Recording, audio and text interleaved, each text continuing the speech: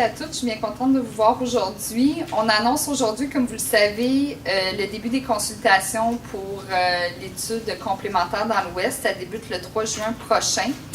Et cette consultation va permettre aux citoyens de s'exprimer sur les 5 scénarios qui sont présentement à l'étude dans le cadre justement de l'étude complémentaire pour la réalisation du système structurant de transport collectif dans l'Ouest de Gatineau. Rappelons qu'une étude d'opportunité a démontré qu'un système structurant dans l'Ouest était un réel besoin dans la mesure où ce secteur de la ville connaît une forte croissance et qui devrait se poursuivre au cours des 30 prochaines années. En 2018, la STO a donc confié à la firme WSP un mandat afin de réaliser une étude complémentaire avec pour objectif de notamment statuer sur le ou les modes de transport et définir le parcours à emprunter. L'étude complémentaire, qui est réalisée en collaboration avec nos partenaires, le ministère des Transports du Québec, la Ville de Gatineau, la Ville d'Ottawa, OC Transpo et la CCN, est rendue possible grâce au financement des gouvernements du Canada et du Québec dans la mise en œuvre du Fonds pour l'infrastructure du transport en commun. Cette étude est divisée en 4 étapes. On amorce actuellement la 3e étape, soit l'évaluation comparative des solutions à l'étude, qui se fait à l'aide d'une démarche de consultation publique. Il y a des comités consultatifs qui ont été formés d'associations de résidents, des gens du milieu des affaires et institutionnels et des organismes environnementaux qui ont déjà été rencontrés lors des 2 premières étapes de cette étude. Maintenant, c'est aux citoyens de s'exprimer, qu'ils soient ou non usagers du transport en commun. La démarche de consultation publique est en 2 volets, soit un volet informatif et un volet consultatif. Dans un premier temps, les citoyens sont invités à s'informer sur le contenu et sur les scénarios de l'étude en ligne au sto.ca. Et dès le 3 juin, des documents, des cartes et une vidéo seront disponibles. La même information sera aussi présentée lors de 3 soirées d'information de style porte ouverte, les 3, 4 et 6 juin prochains, chacune dans les secteurs plus touchés par le projet, soit dans le plateau, à Elmer et à la Maison du citoyen. Les gens qui ont des questions auront alors accès aux professionnels responsables de l'étude pour échanger sur le sujet. C'est lors du volet consultatif, qui lui s'étendra jusqu'au 24 juin, que tous les citoyens sont invités à s'exprimer par le biais d'un questionnaire en ligne, comme je l'ai mentionné au sto.ca. Il est important de noter que les citoyens de tous les secteurs de Gatineau sont invités à participer en grand nombre à cette démarche de consultation. La STO souhaite connaître vos préférences et les commentaires sur les scénarios à l'étude, car certains choix devront être faits pour les prochaines étapes et les décisions prises seront basées, entre autres, sur l'information recueillie auprès de la population. C'est pourquoi, entre le 3 et le 24 juin prochain, les citoyens sont invités en grand nombre à compléter le questionnaire en ligne et c'est le moment de s'exprimer sur ce projet qui aura un impact pour la mobilité de Gatineau pour les prochaines décennies à venir. Merci. Donc, on procède avec la période de questions. Madame Nadeau, vous dites qu'entre autres, on va tenir compte de ce que les gens vont dire sur vos fameux scénarios. Là, si j'ai bien compris les scénarios, c'est tout rail, tout bus, mélange, on change... Des hybrides avec certaines variantes encore à l'étude. Ouais. Qu'est-ce qui ça va vous prendre d'autre pour qu'on arrive à la décision ultime de qu'est-ce qu'on choisit? Je comprends là, que vous faites des consultations, mais vous dites c'est une partie, c'est quoi qui va vous manquer après? Bien, on va arriver éventuellement, entre autres avec ces consultations-là, à faire la liste courte des scénarios qui vont pouvoir le mieux répondre aux besoins en fonction justement là, des attentes aussi de la population et de la performance du réseau qu'on veut mettre en place. Donc, les consultations sont un des éléments qui sont en compte avec tous les autres aspects techniques là, qui ont été présentés dans le cadre des diverses études, des diverses étapes là, de l'étude. Donc, l'étape 1 où on revenait sur la définition du besoin. Il y a l'étape 2 où on a fait la longue liste des solutions possibles d'insertion. Là, on est rendu à la courte liste et c'est à ce stade-ci qu'on veut avoir la rétroaction des citoyens sur cette courte liste-là qu'il nous reste à valider. Vous n'avez pas fini l'analyse. On va avoir plus de détails sur le coût de chaque option. Qu'est-ce qu'on va avoir de plus là, à la suite de ces analyses? Bien, l'objectif final, c'est d'arriver avec un tracé et un coût final. Donc, on est à cette étape-là vers ce processus de cheminement-là. Sur les aspects techniques, on parlait beaucoup du pont Prince-de-Galles au départ. Puis là, ce qu'on comprend, c'est qu'il y a essentiellement un pont qui réussit à faire l'affaire, qui est le pont qui est le pont du portage. Est-ce que vous avez été surprise de cet élément-là? Bien, disons que c'est surprise, oui, là, dans une certaine mesure. On ne s'attendait pas nécessairement à ce résultat-là au terme de l'analyse de la capacité résiduelle qui restait à Bayview, là, étant donné qu'on sait que ça reste quand même une option de transport ou un lien interrive qu'Ottawa continue à poursuivre dans d'autres phases de développement de son réseau. Mais c'est aussi le but d'une étude comme celle-là, là, de forer davantage certaines hypothèses, puis de valider aussi d'un aspect technique pour s'assurer qu'on met sur la table le meilleur tracé qui va être le plus optimal pour répondre aux besoins sur la plus longue période de temps possible. Là. Plus optimal pour le pont du portage, mais est-ce que ça va nous mener plus loin dans le temps pour la réalisation, étant donné qu'on fait ce choix-là est arrêté, presque arrêté? Là? Je ne suis pas certaine de comprendre votre question. À cause que le pont Prince de Galles n'est plus dans les options, ça va nous prendre plus de temps à arriver à la fin de l'étude? C'est un petit peu ça, mais le pont du portage, c'est un petit peu ce à quoi on s'en va, là, en tout cas d'après ce qu'on a vu aujourd'hui. Est-ce que ça veut dire ça qu'on va aller plus loin dans la réalisation des travaux? Est-ce que ça va demander davantage de temps pour réaliser ce projet-là? Étant donné qu'on... Non, je veux dire, l'hypothèse on a regardé l'ensemble des liens tarifs là, dans les premières étapes de cette étude-là, puis ce qu'on veut envisager par la suite comme échéancier de réalisation, ça reste un horizon de 10 ans pour un projet de cette ampleur-là, peu importe le pont à la fin qui sera arrivé avec qu'on identifiera pour le tracé qui sera optimal et proposé et recommandé à la fin de cette étude-là. Mais comment ça va changer la relation avec l'autre côté? Parce que le maire d'Ottawa n'arrête pas de dire Prince de Galles, c'est le pont pour nous arrimer, c'est le pont pour nous arrimer, c'est ce que tout le monde avait comme conclu, même si les études n'étaient pas finalisées. Là, vous arrivez avec le pont de portage. Est-ce que ça va changer quoi que ce soit dans les besoins et les demandes de l'autre côté par rapport à votre clientèle qui arrive à Ottawa? Bien, le souhait d'Ottawa est clair, et puis ça fait entre autres partie de la raison pour laquelle on a une entente avec le maire de Gatineau d'Ottawa, une entente pour travailler en amont et faire cet arrimage-là dans la planification en amont, là, depuis 2017 avec l'entente entre les deux villes sur le transport.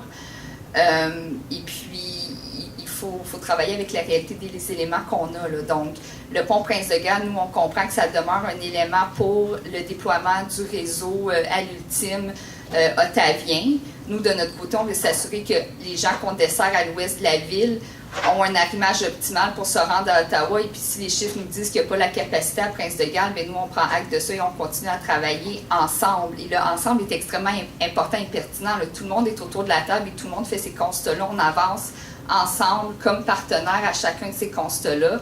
C'est pas une surprise pour Ottawa aujourd'hui qu'on fasse ce constat-là par rapport à Prince de Galles. Mais est-ce que c'est parce que vous n'avez pas assez travaillé ensemble auparavant qu'on se retrouve avec une station à Bayview qui n'est pas capable d'accepter notre clientèle? Bien, écoutez, je pense que c'est symptomatique du fait que, oui, en 2017, on a deux maires de la ville, de la région métropolitaine d'Ottawa qui ont décidé... Pardon, je vais reprendre ça, là, excusez-moi. Je pense que c'est symptomatique du fait qu'on avait besoin de mettre en place justement une entente et une volonté politique claire d'arrimer le système de transport en commun pour la région métropolitaine d'Ottawa et Gatineau. Donc, on peut comprendre que le système de train léger à Ottawa, ça fait plusieurs années qu'il est en planification et développement, bien au-delà de l'entente de 2017 puis de cette volonté politique claire-là et ce souhait d'arrimage-là. Donc, nous, comme je vous dis, on prend acte de ça, mais on avance dans le présent et dans l'avenir de façon très constructive et en réel partenariat avec Ottawa ou ses transports. Donc, je pense qu'on est vraiment on est en train de changer la façon de faire, et puis, mais on ne peut pas refaire le passé. Depuis des mois, on entendait parler d'une solution sur rail dans l'Ouest. Même le maire en a parlé abondamment. Là, on arrive avec des scénarios tout bus, tout rail, hybride. Est-ce que c'est parce que vous réalisez que ça pourrait coûter trop cher, cette aventure? Non, en fait, c'est vraiment une question de méthodologie pour être capable de déterminer quel mode est le plus optimal, le plus performant. Bien, on se doit d'en comparer certains les uns par rapport aux autres. Donc, c'est dans cette optique-là, c'est vraiment d'un point de vue méthodologique là, que cette approche-là est prise et aussi mise de l'avant là, au niveau de nos partenaires financiers, au niveau du ministère des Transports du Québec. On se doit de comparer des modes. Donc, c'est dans cette optique-là que ces scénarios-là sont mis de l'avant tels qu'ils le sont aujourd'hui. Demeurez-vous quand même convaincu que c'est le système par rail qui s'appelle? Ben moi, je demeure convaincue qu'il faut une solution qui s'arrime dans la vision métropolitaine qu'on a, puis qui prend acte aussi de contraintes et de vision aussi au niveau de notre partenaire à Ottawa. Là. Il y a une réelle volonté de diminuer beaucoup le nombre d'autobus. La conclusion de la première étude faite du côté gatinois, l'étude d'opportunité qu'on a rendue publique en 2018, demeure toujours aussi pertinente quand elle dit que l'autobus est à risque d'autocongestion dans un horizon de 10 à 15 ans. Ça demeure. Donc, mais cela étant dit, on se doit de faire le travail de façon rigoureuse et c'est ce qu'on fait. Dans le choix des tracés, parce que là aussi, il va y avoir une décision à prendre, vous allez consulter les gens là-dessus, mais on a le choix entre deux concepts, c'est-à-dire un qui vise plus la performance du réseau, puis un autre qui va viser plus la proximité des utilisateurs. Vous penchez sur quoi, la performance ou la proximité?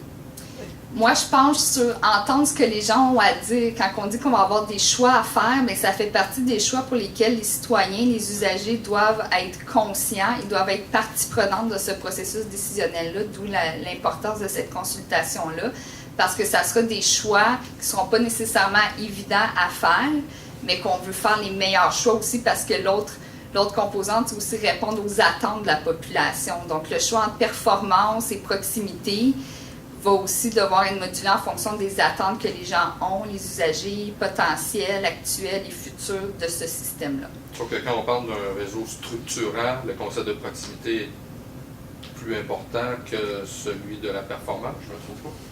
Bien, au niveau des normes de service de la STO, un réseau, un axe structurant, on veut les gens à 700 mètres de marche, tout au plus, là, pour se rendre à cet axe structurant-là. Puis un des déterminants aussi qu'on qualifie un axe structurant, c'est aussi la fréquence de passage. Donc ça aussi, c'est un élément qui vient beaucoup donner la définition de ce qu'est un axe structurant. Donc tous ces facteurs se valent et doivent être bien équilibrés et dans la mesure où on cherche aussi à attirer un maximum de gens et à faire un maximum de transferts de part modale. En ce sens-là, un trajet qui passerait par le boulevard des Allumetières est moins bon qu'un trajet qui passerait par le boulevard du Plateau.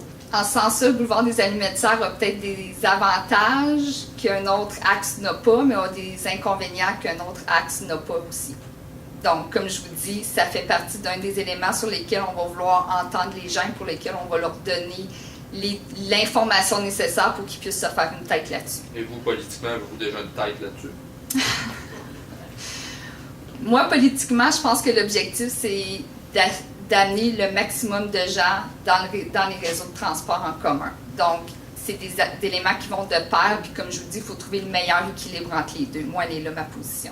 À quand une décision sur cette position-là? On sait que l'étude, il y a encore une autre étape. Vous devrez aussi analyser le contenu de vos consultations publiques, mais on peut s'attendre dans un horizon de combien de mois pour qu'il y ait une décision conseil par rapport à ce que vous aurez décidé? Bien, on va commencer par finir l'étude. L'échéancier de l'étude, c'est la fin du financement fédéral qui était au 31 mars 2020. Puis à partir de là, bien, on vous tiendra au courant. Là. On nous a présenté tantôt le gabarit souhaitable, puis le gabarit de base. Le gabarit souhaitable, il y a une grande partie du réseau qui se retrouve en rouge, donc il y a des contraintes quand même assez majeures. Qu'est-ce que vous pensez de ces gabarits-là? Parce qu'il y en a un qui implique qui intègre la verdure, des rues complètes, qui semble important pour le Conseil actuellement. Donc, qu'est-ce que vous pensez de ces deux gabarits-là? À quel point il faut pousser, à votre avis, pour ce qui est nommé comme le gabarit souhaitable? Bien, je pense qu'il faut avoir le gabarit souhaitable en le plus d'endroits possible, dans la mesure qu'on choisit l'axe qui va être le plus optimal, qui va encore une fois attirer le plus de gens dans le réseau à venir. Donc, encore là, c'est un point d'équilibre à atteindre entre qu'est-ce qui va être le meilleur parcours et comment on peut l'aménager de la façon la plus conviviale possible. Donc, et aussi à la lumière de quel choix les citoyens sont prêts aussi à endosser pour atteindre cet équilibre-là. Est-ce qu'il y a des éléments sur lesquels la population est prête à aller peut-être un peu plus loin parce que le bénéfice va être plus grand et plus structurant, ou à certains endroits, il y a des compromis ou des choix qu'on ne veut pas faire parce que justement, on tient à l'existant beaucoup plus. Donc, encore une fois, c'est pour ça que c'est extrêmement pertinent pour la STO d'aller en processus de consultation auprès des usagers, de la population, pour avoir un son de cloche par rapport à ça et être un intrant extrêmement pertinent pour la prise de décision éventuelle. Mais en même temps, est-ce que ce serait logique et cohérent de faire un réseau pour les décennies à venir qui ne serait pas dans le concept des rues complètes que vous tentez d'amener? Bien, c'est là où on va devoir décortiquer davantage chacun de ces scénarios-là à la lumière des commentaires qu'on aura reçus, parce qu'il y a peut-être des endroits où le concept souhaitable va être incontournable à des endroits justement qui vont être plus structurants, plus proches des gens, où il va y avoir plus de gens qui vont se rendre, qui vont être plus à proximité, tandis que sur certaines portions, s'il n'y a pas d'arrêt, bien peut-être que là, on peut faire le choix de dire, bien sur telle portion, on va y aller sur le gabarit minimal. Donc, c'est là où, comme je vous dis, les choix vont devoir se faire en fonction de ce qui va être possible et de sur quoi la population aussi est prête à suivre. Pour le bien du reportage, j'aurais besoin d'un autre intervenant. Ah, OK, il n'y a pas de problème. Aspect technique. Pouvez-vous nous rappeler pourquoi le pont du portage est le plus efficient là, comme choix? Là, en fait, si vous vous rappelez bien le briefage technique, le pont portage arrive pont premier par élimination. Donc, on a regardé tous les ponts et comme on a éliminé les extrêmes, quand on s'est ramené vers le centre, on s'est posé la question où tout ça va nous mener. Donc, je pense que le pont qui était pressenti là, depuis le départ était le pont Prince-de-Galles. Le pont Prince-de-Galles a été éliminé pour nous d'un point de vue structurant parce que la station Bayview ne peut pas nous accommoder.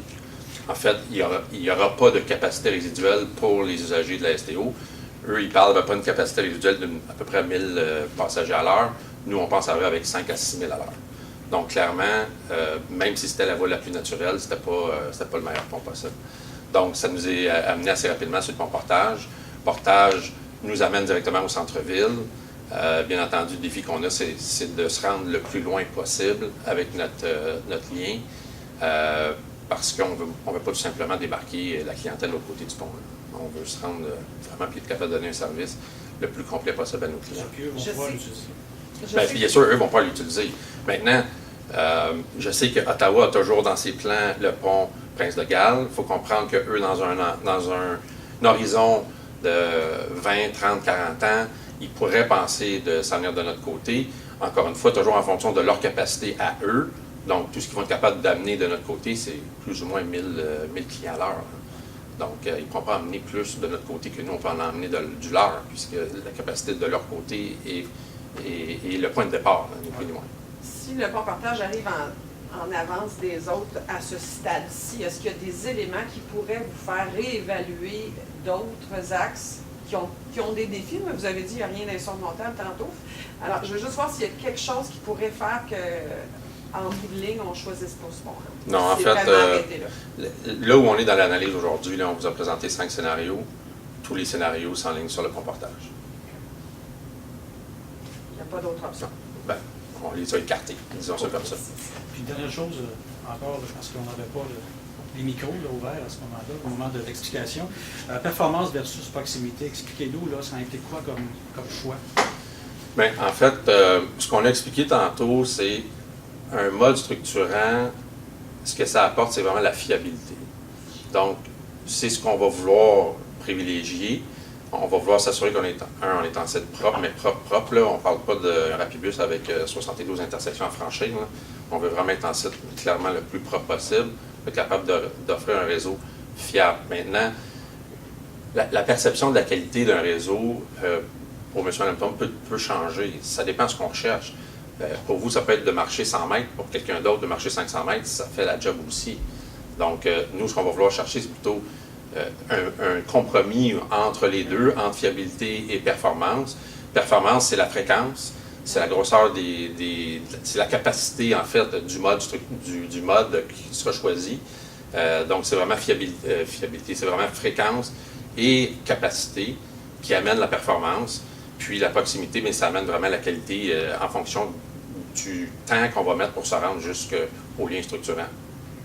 Je sais que ça va prendre quand même du rabattement. Bien, c'est pour ça que ça va toujours prendre du rabattement, bien sûr. Moi, j'ai une dernière question. Le contexte de la planification de l'étude. On dit que ça se fait en. Ça peut être pour Mme Nadeau, là. J'ai pas d'impératif.